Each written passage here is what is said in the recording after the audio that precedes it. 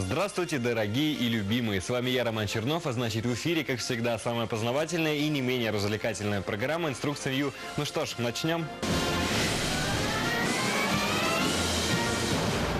Зачатки фэшн-шоу появились во Франции в 1800-х годах. И то эти шоу устраивались для определенной избранной группы людей. А фотографов туда не приглашали аж до самых 1940-х годов. Но согласитесь, что с тех пор многое изменилось.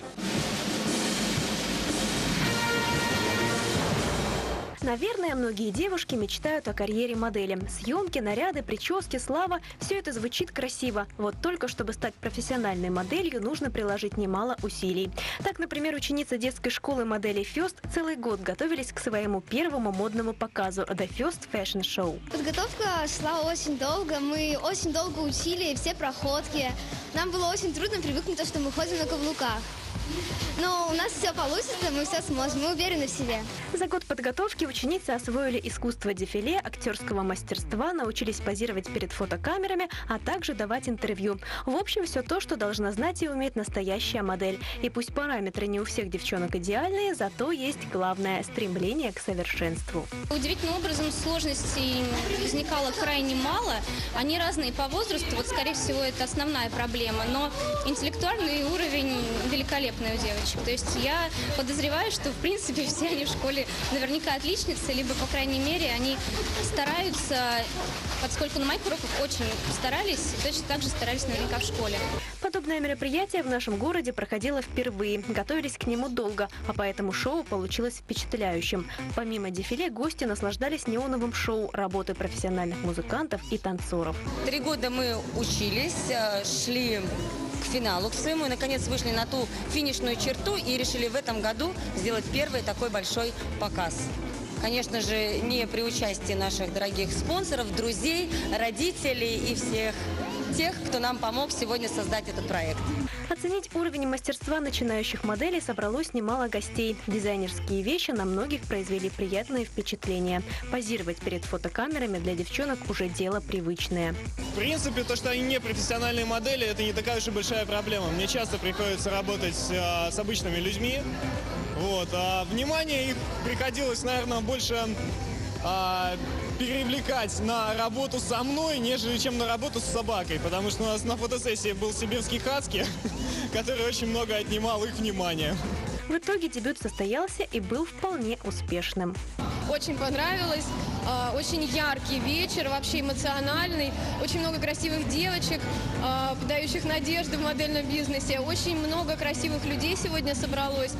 Вообще интересное очень мероприятие. Я очень рада, что пришла. Мода – это то, без чего нашу современную жизнь просто невозможно представить. То, что вчера нам казалось современным и уникальным, завтра может оказаться нелепым и иногда даже смешным. Как, например, бритоголовые женщины в Египте или средневековые красавицы с бледными лицами. Но если вы считаете, что мода существует только для людей, вы глубоко ошибаетесь.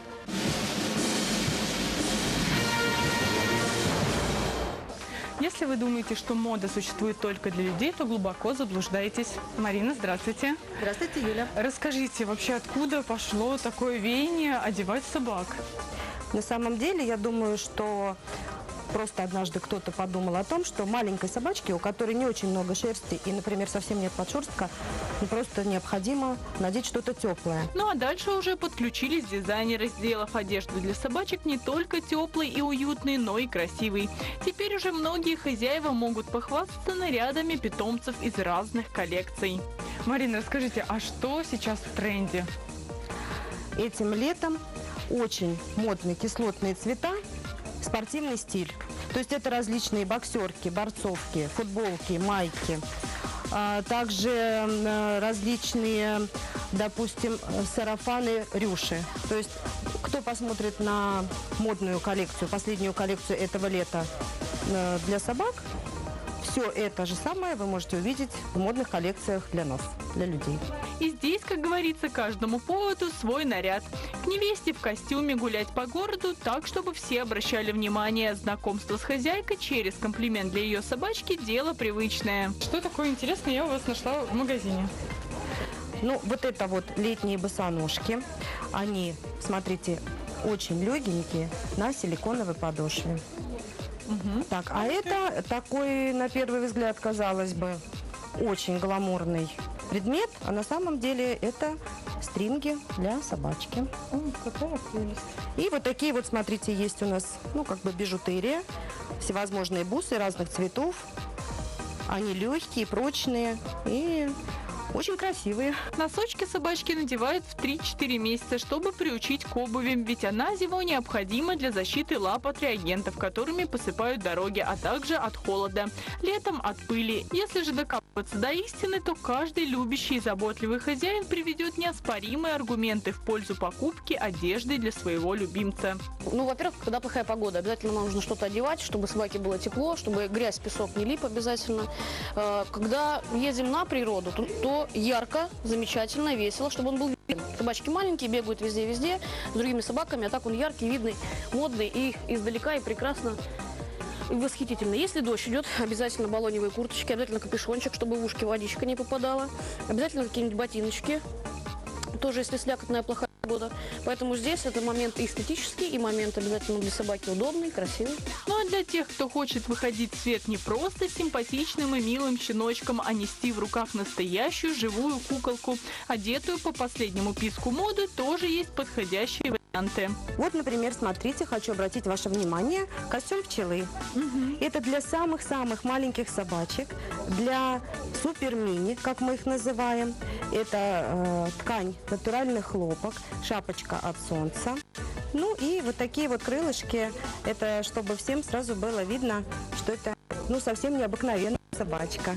А настоящая пчелка? Да, настоящая пчелка. Этот костюмчик можно использовать на Новый год, а не только, ну, как бы для прогулок.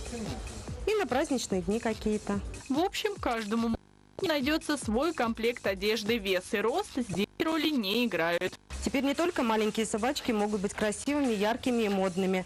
Для крупных собак тоже шьются прекрасные дождевики и зимние комбинезоны, в которых собака остается чистой, красивой и всегда модной. Одним словом, одевайте собачку, чтобы ей было удобно, а вам радостно. Одежда для собак – это не роскошь, а средство передвижения по улицам города. Так что, если у вас еще нет четвероногого друга, срочно исправляйте эту ситуацию. А с вами была Юлия, инструкция не еще. Увидимся. Пока-пока.